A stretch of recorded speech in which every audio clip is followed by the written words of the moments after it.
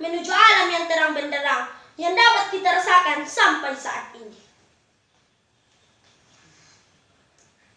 Hadirin sekalian yang dimuliakan oleh Allah Subhanahu wa Ta'ala. Baiklah, saya akan membawakan sebuah ceramah yang berjudul Detik-detik wafatnya Nabi Muhammad sallallahu alaihi wasallam. Sayyidina Ali karamallahu wajhah berkata bahwasanya aku melihat Nabi Muhammad sallallahu alaihi wasallam di akhir hayat beliau, pada detik-detik terakhir nafas beliau, aku lihat beliau menggerakkan bibirnya dengan 2 kali gerakan. Ketika itu aku mendekatkan telingaku. Ketika aku mendekatkan telingaku, aku mendengar beliau berkata, "Ummati, ummati," kata beliau. Ketika itu saudara-saudara, ketika itulah Allah Subhanahu wa Ta'ala berkata kepada Jibril, "Wahai Jibril, engkau turun sampaikan kepada Muhammad sallallahu alaihi wasallam bahwasanya aku memberikan kepada dia 2 pilihan. Apakah dia memilihku atau dia memilih dunia? Kalau dia memilih dunia, akan aku panjangkan umurnya. Kalau dia memilihku, sampaikan kepadanya, akan datang kematiannya pada hari ini." Datang Jibril membawa pesan tersebut. Kemudian disampaikan kepada Nabi. Kata Nabi, "Wahai Jibril, sampaikan kepada Allah Subhanahu wa Ta'ala bahwasanya aku lebih memilih dia. Kehidupan yang sebenarnya bagiku bukan dunia. Kehidupan yang sebenarnya bagiku ketika ruhku berpindah berjumpa kepada Allah Subhanahu wa Ta'ala." Akhirnya saudara-saudara, datang Israel untuk mencabut nyawa Nabi. Ketika itu Nabi Muhammad sallallahu alaihi wasallam terbaring di rumah Sayyidatuna Aisyah di atas kasurnya. Datang Israel pun izin untuk mencabut nyawa Nabi Muhammad sallallahu alaihi wasallam.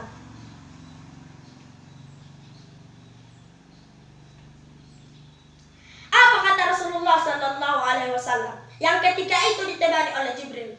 "Ya Khalil Jibril, wahai kekasihku Jibril, aku belum puas meninggalkan umatku sebelum aku diberikan jaminan oleh Allah Subhanahu wa Ta'ala."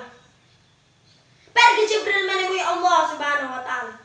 Fa wallahu ta'ala ala Jibril, "Basyirhu ya Jibril, innahu awwalu nasin kharijun minal ardi iza buisu, wa sayyiduhum iza jami'u, wa basyirhu innal jannah muharramatun alal umam qabla an tadkhulul ummah." Wahai Jibril, sampaikan kepada Muhammad bahwasanya dia manusia akan pertama kali akan aku bangkitkan kelak pada hari kiamat. Dan dia akan menjadi manusia yang memimpin seluruh manusia kelak pada hari kiamat. Dan sampaikan jaminan dariku bahwasanya surga aku haramkan dimasuki oleh siapapun sebelum dimasuki oleh umatnya. Nabi Muhammad sallallahu alaihi wasallam saat detik-detik terakhir nafasnya tidak memikirkan diri beliau, keluarga beliau, anak cucu beliau.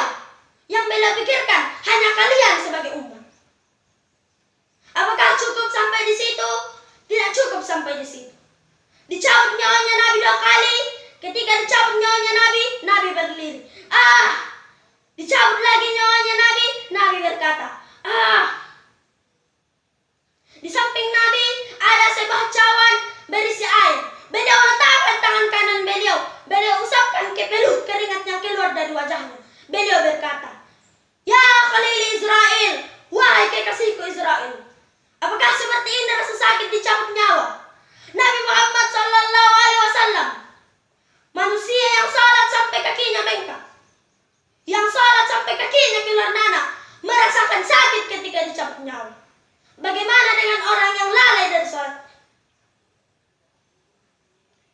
Nabi Muhammad, manusia paling mulia, khairul khalqillah, khairul wafa, wa bahrus saba, merasakan sakit ketika dicabut nyawa. Bagaimana dengan para pendosa?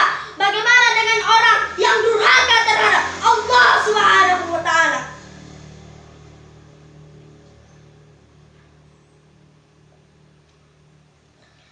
Ketika dicabut nyawanya Nabi berkata, "Wahai Israel, apakah seperti ini rasa sakit dicabut nyawa?" Israel berkata, "Ya Rasulullah, seperti inilah rasa sakit dicabut nyawa." Ketika itu Nabi Muhammad bertanya, "Wahai Israel, apakah seperti ini juga rasa sakit yang nanti akan dialami oleh umatku? Israel menjawab, ya Rasulullah, seperti inilah rasa sakit yang nanti akan dialami oleh umat. Mendengar ini, Nabi Muhammad SAW menangis. Ini tangisan terakhirnya Nabi. Ini air mata yang menutupi wafatnya Nabi Muhammad SAW. Nabi Muhammad mengangkat tangan. Doa terakhirnya Nabi, harapan terakhirnya Nabi, doa yang menutupi kepergian Nabi Muhammad SAW. Beliau menengadahkan tangannya kepada Allah Subhanahu wa taala. Allahumma khaffif ala ummati fi sakaratil maut. Ya Allah, ringankanlah, ya Allah, mudahkanlah sakaratul maut umatku. Berikan seluruh rasa sakit sakaratul maut mereka kepadaku. Ya Allah. Mereka tidak akan kuat, mereka tidak akan mampu, ya Allah. Berikan seluruh rasa sakit sakaratul maut mereka kepada aku, ya Allah. Biar aku menanggung seluruh rasa sakit sakaratul maut mereka kepada aku, ya Allah. Di mana kalian untuk Nabi? Sudahkah kalian menyenangkan hatinya Nabi? Sudahkah kalian mengorbankan jiwa, darah, harta untuk Nabi Muhammad SAW? Sumayyah, wanita tua renta, dipaksa keluar dari ajarannya Nabi, dikubur setengah badan, ditambah keluar isi perutnya, dicambuk. Hai Sumayyah, keluar kamu dari ajarannya Nabi. Apakah Sumayyah lebih memilih kesenangan dunia? Apakah Sumayyah lebih memilih kepuasan dunia? Sumayyah lebih memilih mati daripada harus meninggalkan ajaran Nabi Muhammad SAW. Bilal bin Rabah dikasih batu yang besar, dicambuk, dipaksa meninggalkan Nabi, dipaksa meninggalkan ajarannya Nabi, dipaksa meninggalkan Al-Qur'annya Nabi. Apakah Bilal lebih memilih kesenangan dunia? Apakah Bilal lebih memilih kepuasan dunia? Bilal berkata, walaupun tubuhku dipotong-potong menjadi bagian-bagian kecil, itu tidak akan menghentikan kecintaanku terhadap Nabi Muhammad SAW. Malah dengan dipotong-potong hanya akan menambahkan kecintaanku kepada Nabi Muhammad SAW. Setelah Nabi Muhammad SAW wafat, para sahabat tidak ada gairah hidup. Ada seorang wanita yang dimana qalat Aisyah, iksifri qabrin Nabi. Wahai Aisyah, bukakan bagiku kuburannya Nabi. Dibuka kuburannya Nabi. Masuk ini perempuan di depan kuburannya Nabi. Babakat hatta matat. Ini perempuan menangis di depan kuburnya Nabi sampai dia mati. Mungkin sampai di sini ceramah yang dapat saya sampaikan. Kurang dan lebihnya mohon dimaafkan. Wassalamualaikum warahmatullahi wabarakatuh.